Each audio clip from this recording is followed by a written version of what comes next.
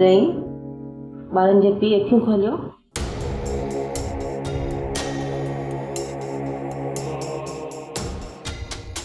रहीम साहब, तव्हांजी तबीयत कीअं आहे हिंदू?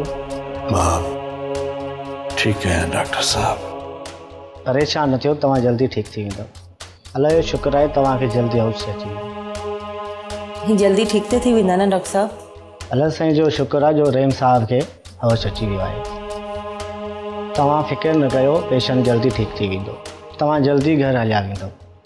अल्लाह साईं जा लख लख शुक्र आहिनि डॉक्टर साहब। डॉक्टर साहब ॾिसो न केॾा कमज़ोर थी विया आहिनि। रहीम तव्हां त दिलेर आहियो, दिलि छो न थी अथव? भागन भरी मुंहिंजा बच्चा किथे? रहीम साहब, तव्हां ज़हन ते एतिरो ज़ोर न ॾियो। हिन महिल तव्हांखे आराम जी ज़रूरत आहे।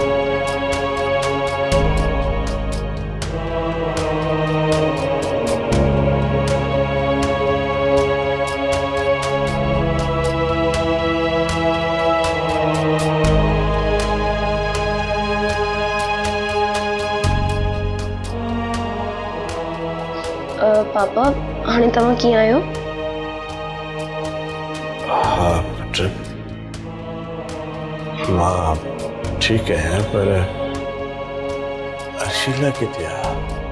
पापा पी अचे पे, बस तव्हां जल्दी ठीक थी वञो प्लीज।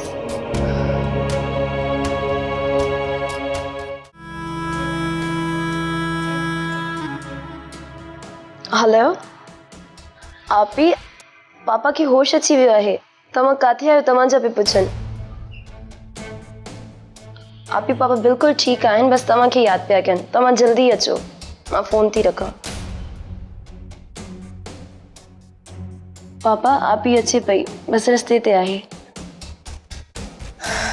रहीम तव्हां जल्दी ठीक थी वठो।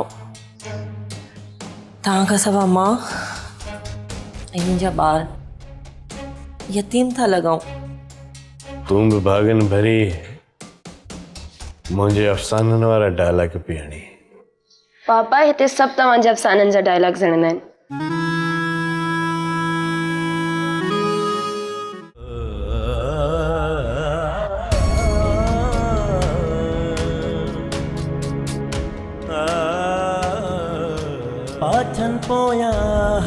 I'm sorry. मूं तव्हांखे बचाइण जी घणी कोशिश कई, पर तव्हां अचानक रोड ते थी वियो। डॉक्टर साहब हलो। न न, ॾोह तव्हांजो न आहे, ॾोह मुंहिंजो आहे।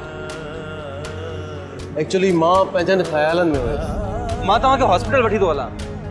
न न, मां ठीकु आहियां। न जनाब, तव्हांजी हालत ठीकु न आहे। तव्हां मुंहिंजी गाॾी में वियो त मां तव्हांजो मुकमल चेकअप करायां। थी सघे थो को अंदरूनी धक लॻो हुजे तव्हांखे। ड्रामा सीरियल पाछन पोयां जा तमाम एपिसोड्स ॾिसो HD क्वालिटी में। विजिट करियो असांजो YouTube चैनल सिन TV HD ड्रामा। सब्सक्राइब कयो असांजो ऑफिशियल YouTube चैनल सिन TV HD ड्रामा ऐं वधीक अपडेट लाइ बेल आइकन खे क्लिक करियो।